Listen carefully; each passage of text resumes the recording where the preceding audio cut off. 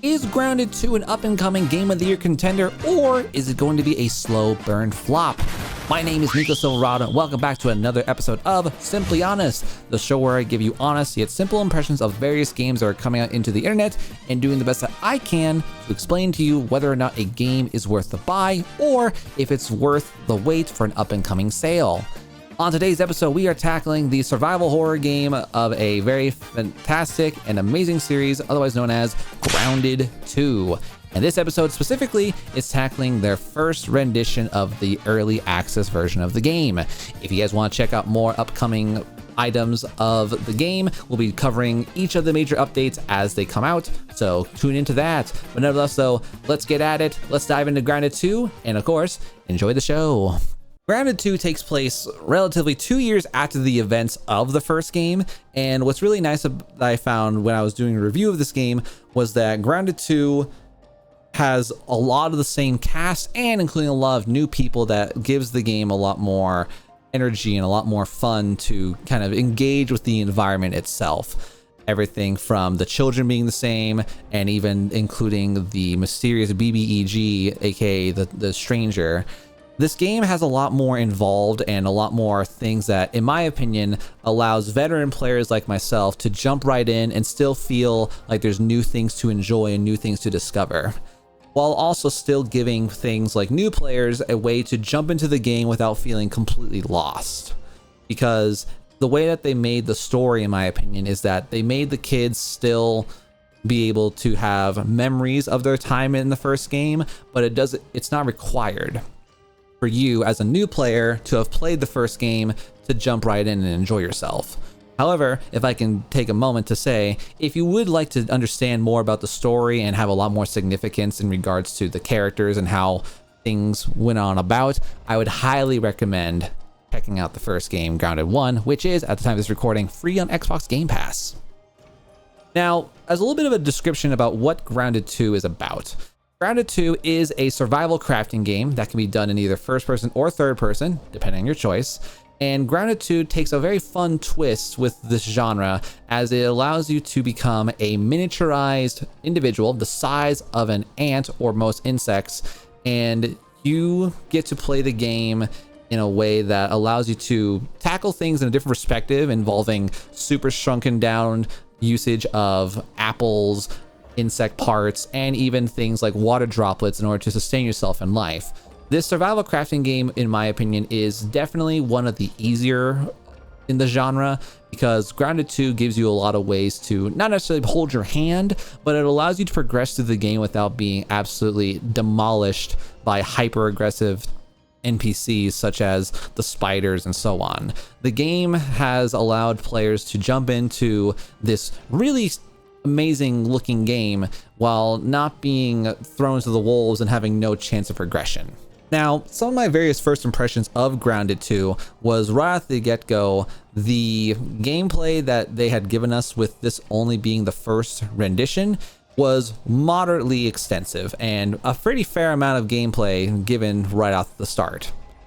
At the time of this recording, this entire review was based on my completion of the current story involving from spawning into the world and fighting the big bad of the game thus far,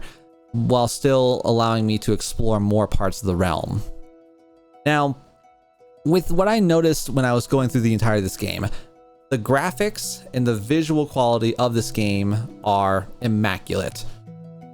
Beautiful details into all the real areas of the park, beautiful renditions of all the insects,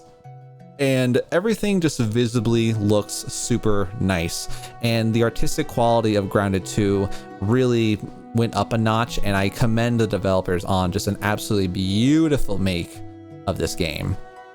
Now, with this being an early access, of course, Grounded 2 is still in the process of expanding their map piece by piece, and we only have the rendition of the map as of right now, where we have things like the ceremony area, the hot dog cart, and the ice cream cart. But the map itself is going to be extensive and humongous. So much so that one of my favorite new mechanics of Grounded 2 is the usage of buggies.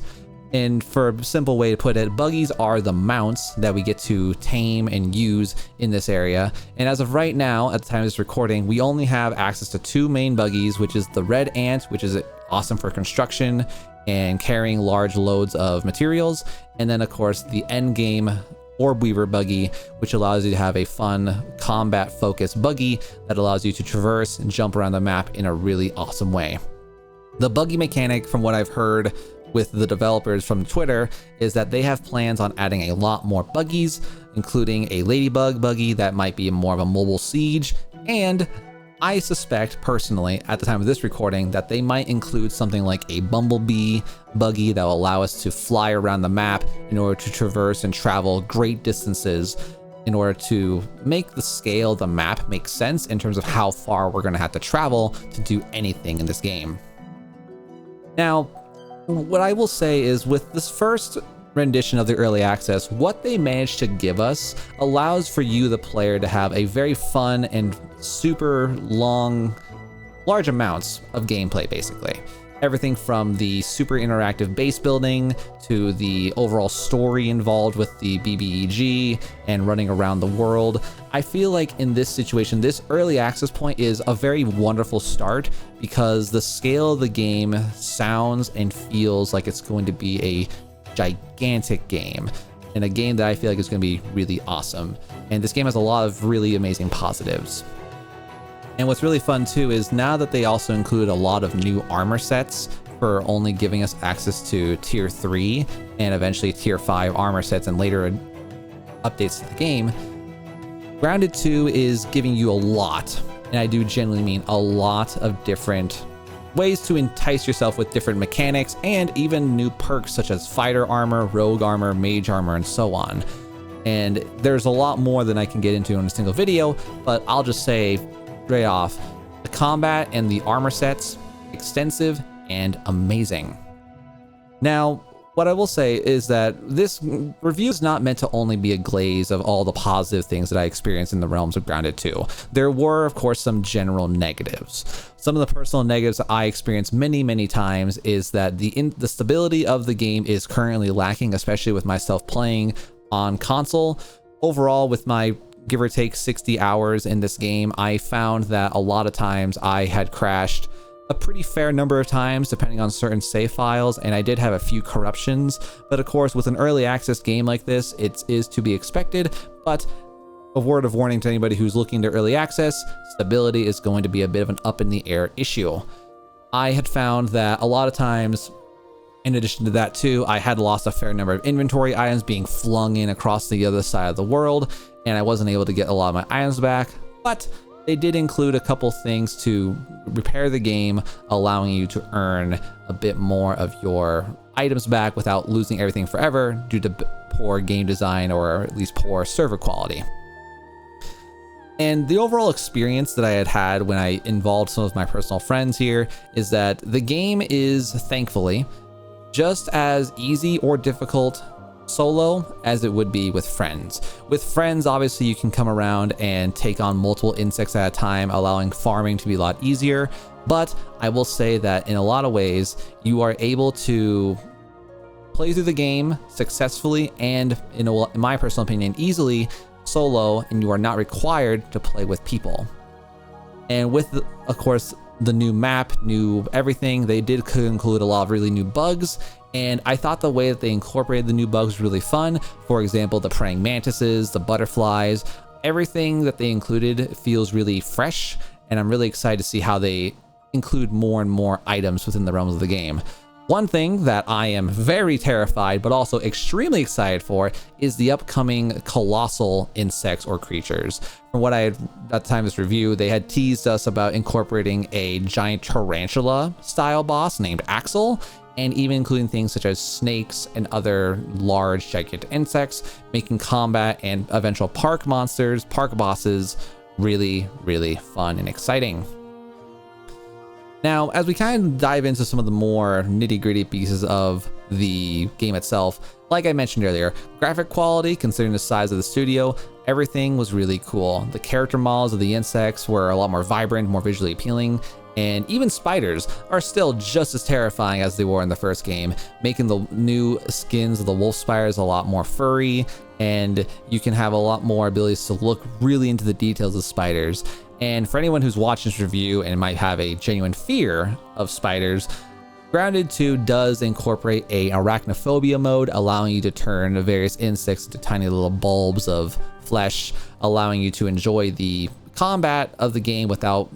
tackling into your fear of spiders, as I personally had a couple times where I did not enjoy the visuals of the spiders. Now, one of the biggest things that I always like to look at whenever a brand new game comes out with a new rendition is I like to try to find out whether or not there are Easter eggs or if there are any callbacks to the realms of the first game. From everything from the story and the quips that the characters make, the game does allow you to be a veteran player who remembers certain moments in video games. For example, there are a lot of times when you are talking with the children in the games and they'll talk about how a little bit of fun little quips here and there, and even the weapons that you get to have in the new game, you have a lot of old OG style weapons that you can call back to, saying, oh my god, this was my favorite weapon back in the first game. And I think the way that the game is built, I'm very excited to see how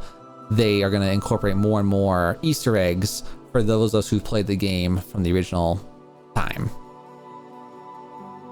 Now, with my personal opinions of going through the entirety of the story, I will say that the overall pacing of the story elements was very interesting, very different. Now, with this being early access, there are players that are given a pretty decent amount of story quests to involve themselves with, and the involvement of an actual story boss was a very pleasant surprise for me. With a larger variety of voice actors within the story, there's a lot more interesting things you can find, such as the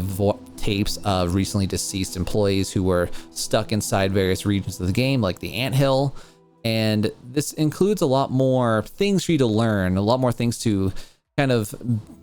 piece together within the realms of Ominent, the employees, and even the kids after the fact of their experiences from being shrunken down in the first game. And there's a lot of things I won't spoil about the big bad, aka the genius boss, but there's a lot of really fun back and forth about who the child is, what her story is, and I'll leave it to you guys to be able to hopefully discover and learn more about what's happening within that realm of the game. But I will say this, I have my own theories, but it's really cool to see what's going on. Now, as a wrap up of like all the various things about the story, I believe an overall solid improvement all around with the story. Minus general server issues and connectivities, I believe that the quality of the game itself has improved and given a lot of people a reason to try out and a lot of reasons to, check out some really, really fun new events to make the game exciting. And with this only being the first rendition / first update, I think this is going to be a very fun experience for anyone who picks up the game. As we wrap up into some of the final thoughts about this game, I will say, with a fair degree of confidence and assurance for myself as a gamer and as a reviewer, Grounded 2 is, by all means, a genuine improvement on all accounts in terms of the story quality, the engagement of the game, and the overall difficulty and the amount of things you get to do. Some of the things I will say are some of the more blatant negatives is the general connectivity of the game, as well as the stability of some of the various character models. But those, of course, will hopefully be addressed in later on early access updates, eventually into the final update. I think that Grounded 2 is a game that can be played for virtually any person to give it a try, whether you are a casual gamer or a super serious competitive builder. There's a lot of ways you can play the game in your own style, in your own pace, that allows you to have a lot of fun. For those of you who are really big into building, there is a lot of really cool things you do with the creative mode, where you're able to build genuine super builds. And for anyone who wants to play the game in a more casual sense, there are a lot of ways you can play the game without the worry of getting your butt kicked by the various harder monsters, and you can genuinely just roam around the park and enjoy the scenery itself. The content that we're given for this very first update is really an amazing start. There's a lot to play, and for me, after making a brand new save file and really trying to gun it, I found that I was able to get through the majority of the content within give or take 20 hours with some minor deviations for base building and other sort of shenanigans. But of course, this kind of game is infinite. This game can go as long as you want. It can be as short as you want, because the game is pretty extensive, and I think there's going to be so much to do once future updates come about. With the new base building features and new base defense features that are coming into the game, I feel like there's going to be a lot of stuff to do outside of story content, and I think the combat, both in and outside of exploration, are going to be a lot of fun. So overall, if you're an individual who works with numbers and wants to know how I would rate this game out of a 10, Grounded 2, I would give it an overall solid 7.5 to 7 to like 8 on general score. Because overall, what I found with this game is that it has a lot of positives. There are some negatives that can be really damning for a lot of new players, but I had to give it a little bit of some leniency because of the fact that this is early access. But nevertheless though, if you guys did end up enjoying today's review, let me know down in the comments section what you guys liked most about this review and what you guys feel about Grounded 2 if you've already started playing it.